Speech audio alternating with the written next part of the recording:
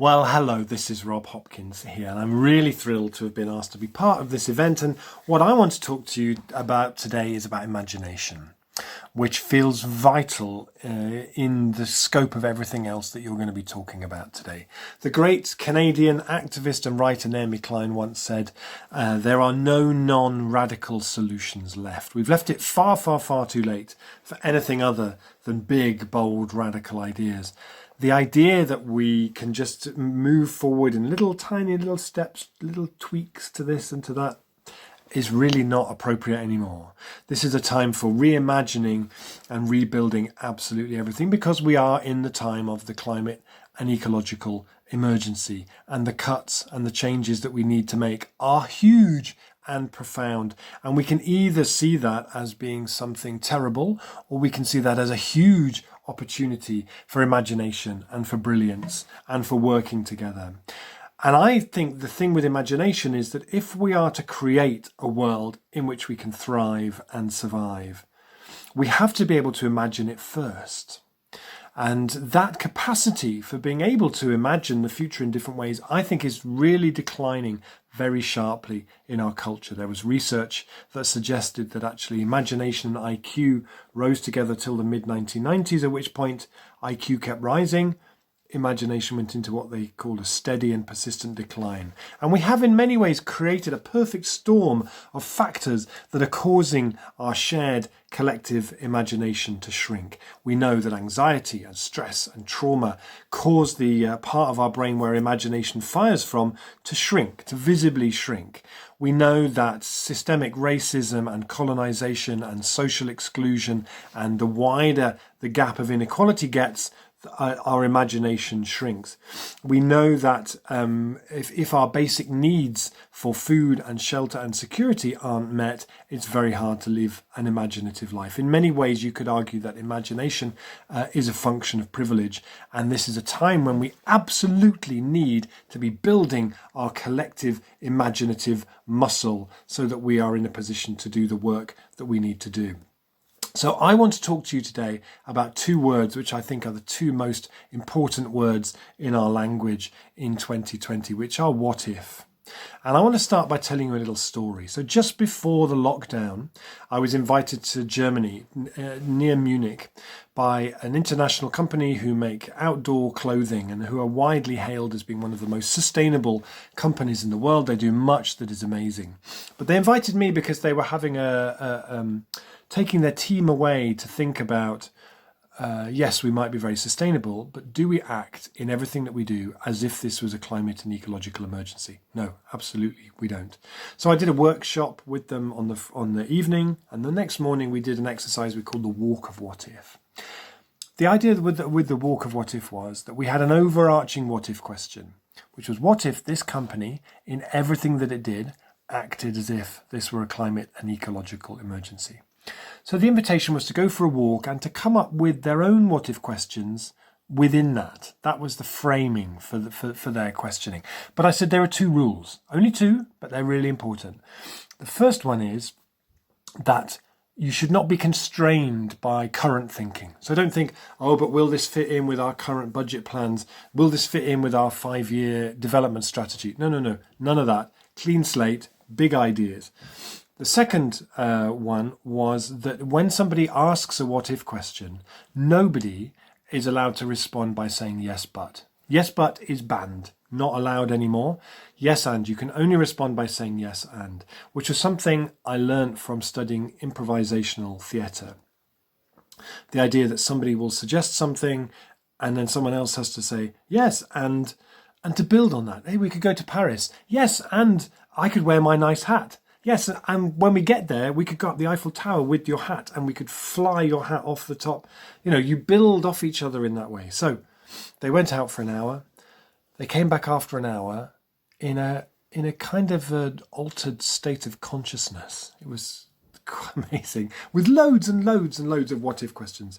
So I said, okay, write them all down on a piece of paper. Imagine that end of the room is really, really, really urgent. That end of the room is not quite so urgent. In conversation with each other, arrange your what-if questions along this line. And then we all gathered up at the end with the most urgent ones. And and then we took the ones that we liked the most and we worked them up into ideas. So by the end of the day, there were 6 projects that they could implement tomorrow. It was fantastic. And it gave me a real taste of the power of really good what-if questions. And I've loved seeing, like this example in Northern Ireland, where community groups are now using what-if as the question around which to organise how they reimagine things. You start with an exercise of imagining that you're stepping forward into the future, a future where we've done everything we can possibly do. Have a walk around in it. What does it smell like, feel like, sound like, taste like? What's your experience in that future? And then what are the what-if questions that then arise from that in terms of how we might actually get there? What were the what-if questions they asked 10 years ago that opened up the possibilities that meant we were able to move forward to this place now? And when I was researching the book, I spoke to Ruth Ben-Tovim, who is an incredible community arts practitioner. And I said to her, what for you are the ingredients of a good what-if question? She said there are 3. The first one is that the person or the people who are asking that question have to be genuinely curious as to what the answer is going to be. They're not just doing it as a formality, they're genuinely curious. The second is it has to be a question that is answerable in many, many different ways. So not like in school where we get given a problem to which there is one solution. A what-if question can be answered in many, many, many varied ways.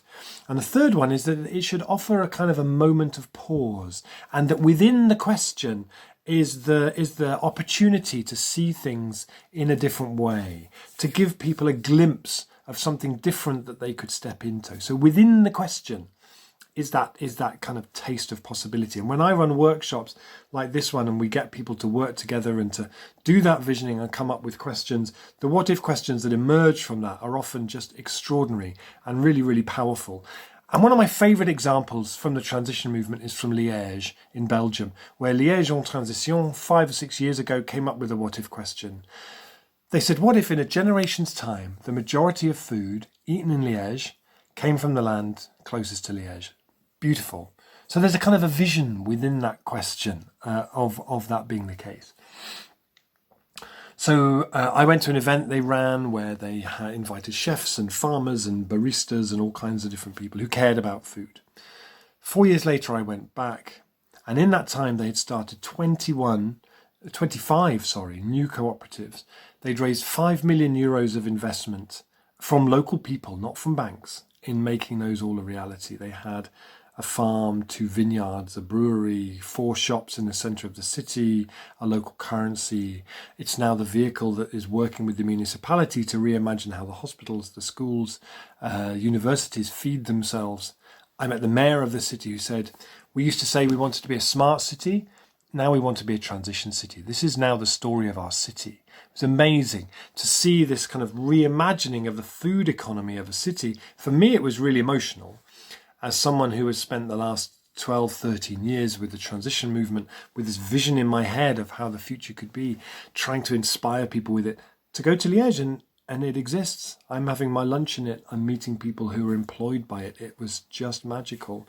But it started with people like you in communities like where you live, coming up with a really, really smart what-if question that then unlocked so many possibilities. So I want to offer a little something to this event, which I hope you might find useful, which is my attempt, together with a colleague, Rob Shorter, to come up with an answer to the question of if we want to expand the imagination of the organisations we work in, the community where we live, whatever, how do we do that? And I think there are 4 things. This is a thing that we call the imagination sundial, which tries to set out what those 4 things are. First one is space. We have to create space in our lives, in our organisations, for the imagination. Albert Einstein always said his best ideas came to him when he rode his bicycle in the forest. We have to look at strategies like a universal basic income, a 4-day working week, as being national imagination strategies as much as anything, because they create more space for what-if questions and imagination.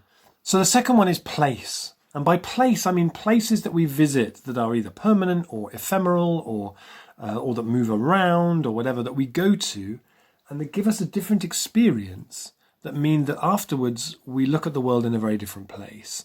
One of my favourite examples is in London, where Extinction Rebellion last year took over Waterloo Bridge, normally full of cars and traffic and horrible air pollution, and they planted trees down the middle. They blocked it with people. They filled it with food and space, and so many people for those 2 weeks who crossed that bridge every day got to live and experience what it would be like to live with that bridge being a forest. It was really powerful, and once you've had that experience, it's very hard to go backwards.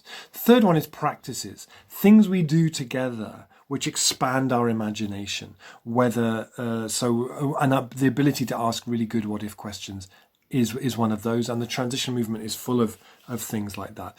And then the last one is pacts, which is that when we invite people to be imaginative, because so often our experience from being 5 and 6 years old at school onwards is that our imagination, on the rare occasions when it's invited, is then sort of sidelined and maybe humiliated a bit and not really welcomed and just kind of ignored and marginalized. And how different it would be if, when we came together and imagined, whoever the people above us would say, great idea, let's meet you in the middle, we'll make a pact. And there are places now where that's starting to happen, where if we invite people to be imaginative, we have to meet them in the middle.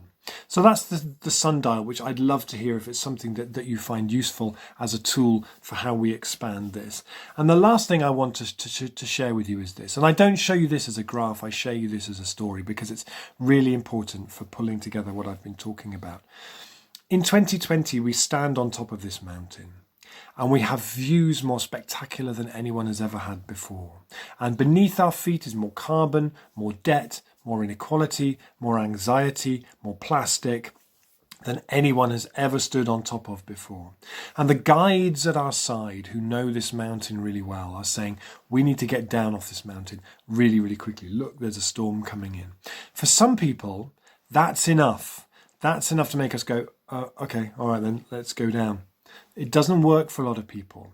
And I feel like one of the ways in which imagination is fundamental to this is that we need to be able to bring to life for people the welcome that awaits us on the lowland slopes of this mountain, the food that awaits us, the love, the carnival, the amazing beer and wine that awaits us when we get there, the comfortable beds once we get there. If we can do that, and we can bring to life in people's imagination what that future would be like in a multi-sensory way, then we create the most powerful thing that we need in 2020, which is longing. We create a deep, deep longing for that future. And once you've created a longing, it becomes inevitable that you will get there. Without that longing, all the facts, the figures, the research papers, all of that is completely meaningless. We have to create longing. We have to create memories of the future. And the what if questions that we formulate now as we stand on top of the mountain will be fundamentally important to how we design and navigate our way down off that mountain. And within them also, they offer us a taste of what those lowland valleys and the beautiful, warm, safe welcome that awaits us there will be like. So enjoy the rest of TED. Thank you so much for inviting me, and I look forward to hearing all the what if questions that you will generate and share. Thank you so much.